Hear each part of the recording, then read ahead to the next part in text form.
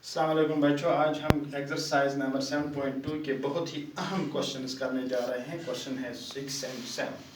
तो question number 6 में हमें क्या बताया गया है? If 1, 2, 4, y and 6, x, 6 and 3, 5 are the vertices of a parallelogram taken in order, find x and y। यानी आपके पास 4 वर्टिसेस दिए हुए हैं एक पैरेललोग्राम के, यानी एक पैरेललोग्राम है आपके पास, इसके 4 वर्टिसेस दिए हुए हैं। ये है एक वर्टेक्स, यहाँ आप देख लीजिए, ये पैरेललोग्राम आपके सामने है, A B C D is a parallelogram. इसके वर्टिसेस जो है वो इन ऑर्डर दिए हुए हैं, यानी वर्टिसेस जो है vertex A, vertex B, vertex C and vertex D. और इसके जो वर्टिसेस के जो कोऑर्डिनेट्स हैं वो इन ऑर्डर दिए हुए हैं, यानी पहला वर्टेक्स जो है दैट इज ए, इसके कोऑर्डिनेट्स 1, 2, और दूसरा कोऑर्डिनेट वर्टेक्स जो है दैट इज बी, इसके कोऑर्डिनेट्स है 4y एंड C इसके कोऑर्डिनेट्स हैं x6 और D इसके कोऑर्डिनेट्स हैं 3, 5। You have to find the value of x। आपको इस x का वैल्यू निकालना है और इस y का वैल्यू निकालना है। तो हमने क्या किया? Let A B C D be a parallelogram whose vertices are given. चलो A B C D एक पैरेललोग्राम है जिसके वर्टिसेस दिए हुए हैं। बेटा आप जानते हैं कि पैरेललोग्राम एक ऐसी 4 साइडेड फिगर को कहते हैं जिसके अपोजिट साइड्स पैरेलल भी होते हैं और इक्वल भी होते हैं, यानी ए बी बराबर होता है डी सी को और ए बी पैरेलल है डी सी को। इसी तरह ए डी पैरेलल है बी सी को और इसी तरह A D is equal to B C. तो इसके डायगोनल्स जो होते हैं वो एक दूसरे को बाइसेक्ट कर देते हैं, ये हम जानते हैं 6th से। यानी इसके डायगोनल्स, अब इसके दो डायगोनल्स हैं, एक है AC और दूसरा है BD।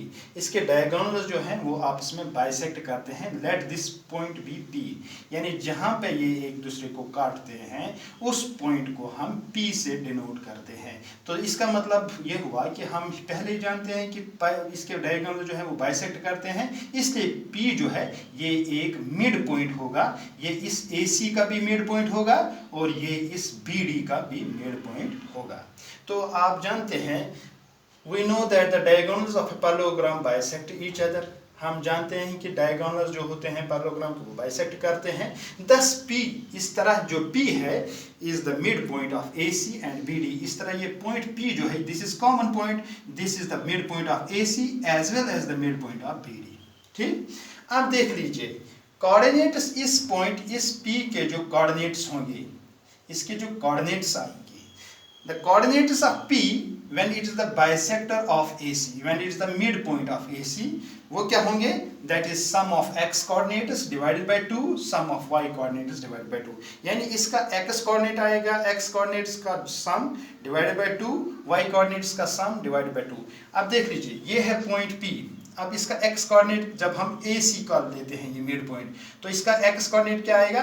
1 + x divided by 2, 2 + 6 divided by 2, जो मैंने लिखा x + 1/2, 6 + 2 डिवाइडेड बाय 2। अब यहाँ पे देख लीजिए when P is also the midpoint of BD, तो जब ये BD का मिड पॉइंट है तो इसके कोऑर्डिनेट्स क्या आएंगे? इसके कोऑर्डिनेट्स आएंगे 4 + 3 डिवाइडेड बाय 2, y + 5 डिवाइड, यानी इसका x कोऑर्डिनेट आएगा sum of x coordinates by 2, इसका y कोऑर्डिनेट आएगा sum of y coordinates by 2।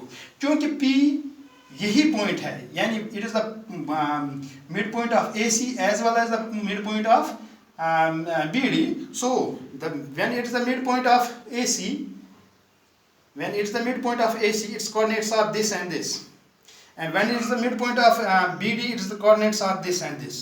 so we compare these x coordinates and we compare these y coordinates। यानी P जो है इसके x coordinates, चाहे इसके x coordinates ये AC डायगोनल के लेंगे या BD के लेंगे, तो हम इनको कंपेयर करेंगे।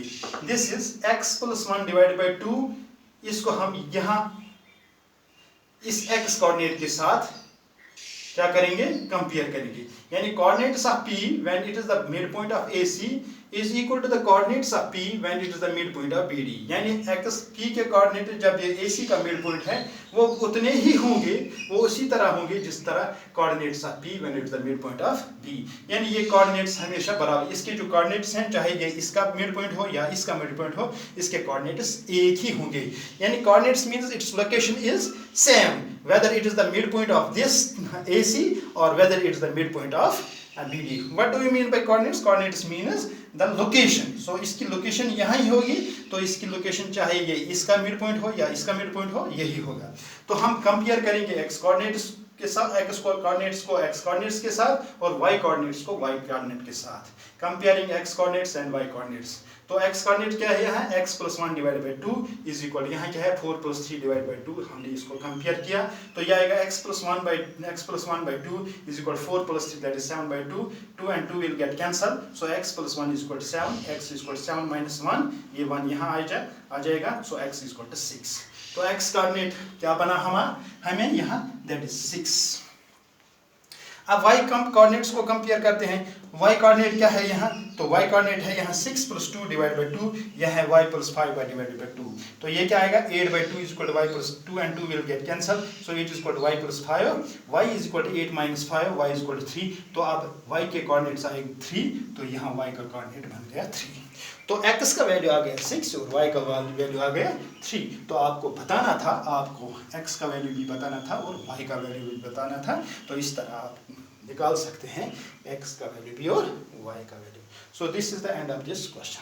अब इस तरह देख लीजिए. अब आपके सामने क्वेश्चन नंबर 7 है, बहुत ही इंपॉर्टेंट क्वेश्चन है. इसको देख लीजिए, ये अक्सर आता है इम्तिहान में. Find the area of a rhombus if its vertices are 3 0 4 5 -1 4 and -2 -1 taken in order. आपको बताना है ये जो ये रोम्बस है, इसकी कोऑर्डिनेट्स, इसके वर्टिसेस दिए हुए हैं. आपको बताना है इसका एरिया क्या आएगा, यानी एरिया इसका मीन्स दिस रीजन, ये कितना होगा. तो लेट, इसी तरह जिस तरह हमने यहाँ किया, let A B C D be the rhombus whose vertices are given, जिसके वर्टिसेस दिए हुए हों. अब देख लीजिए, हमें इसका क्या निकालना है, हमें इसका एरिया निकालना है. देख लीजिए, अगर ये आपके सामने रोम्बस है, तो व्हाट इज रोम्बस, तो रोम्बस भी एक 4 साइडेड फिगर होता है जिसके डायगोनल जो होते हैं वो बाइसेक्ट करते हैं एट राइट एंगल. हालांकि वो बराबर नहीं होते हैं, लेकिन इसका हर एक साइड बराबर होता है. यानी डायगोनल्स बराबर नहीं होते हैं लेकिन साइड्स बराबर होते हैं, और डायगोनल्स भी बराबर नहीं होते हैं. इनकी प्रॉपर्टी ये है कि ये एक दूसरे को बाइसेक्ट करते हैं एट राइट एंगल. तो स्क्वायर और रोम्बस में बस इतना ही फर्क है कि इस स्क्वायर के डायगोनल्स बराबर होते हैं, साइड्स भी बराबर होते हैं, इसके साइड्स बराबर होते हैं लेकिन डायगोनल्स बराबर नहीं होते हैं. तो देख लीजिए, to find the area of this rhombus. अब इस रोम्बस, ये रोम्बस मैंने यहाँ बनाया A B C and D. अब इस रोम्बस का एरिया निकालने के लिए हमें क्या करना है, हमें इसके जो डायगोनल्स हैं, ये AC जो है इसका एक डायगोनल है और BD जो है इसका दूसरा डायगोनल है. हमें निकालना है ये डायगोनल AC कितना होगा और डायगोनल BD कितना, यानी इसकी लेंथ कितनी होगी और इसकी लेंथ कितनी होगी. So we have to find the length of AC and the length of BD. To find the area of the rhombus we need to find the length of its diagonals. यानी इस rhombus का area निकालने के लिए हमें इसके diagonals की लंबाई मालूम करनी है कि उनकी लंबाई कितनी होगी. तो पहला डायगोनल जो है इसका, दैट इज AC. ये डायगोनल जो है ये AC है.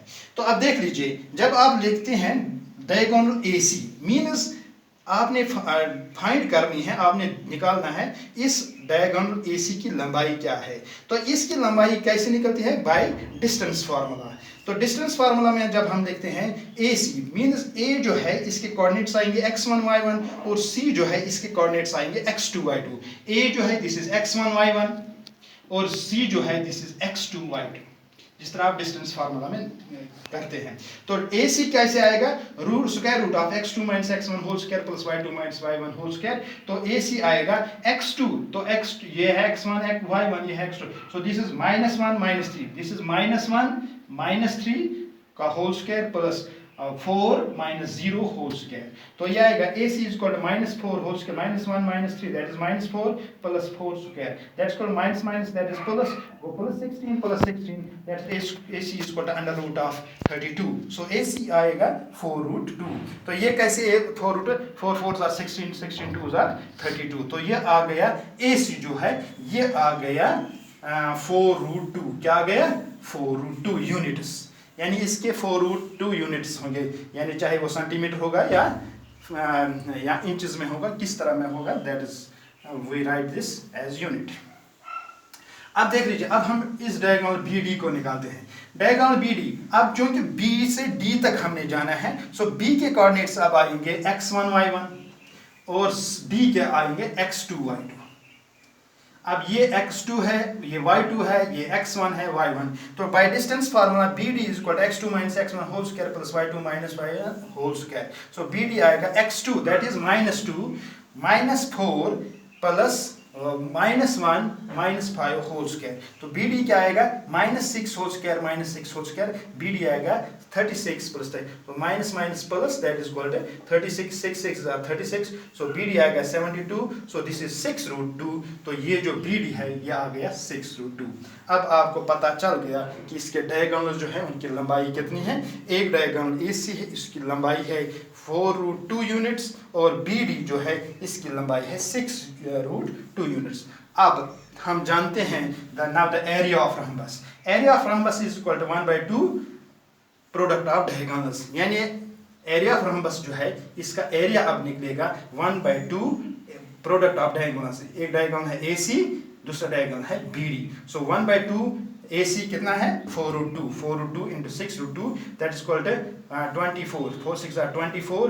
√2 into √2 square and root will get cancelled. So this is 48 divided by 2. 2 1s are 2, 2 2s are 4, 2 4s are 8. So this is 24 square units. अब ये जो rhombus है इसका एरिया बनता है 24 square units. So this completes your question.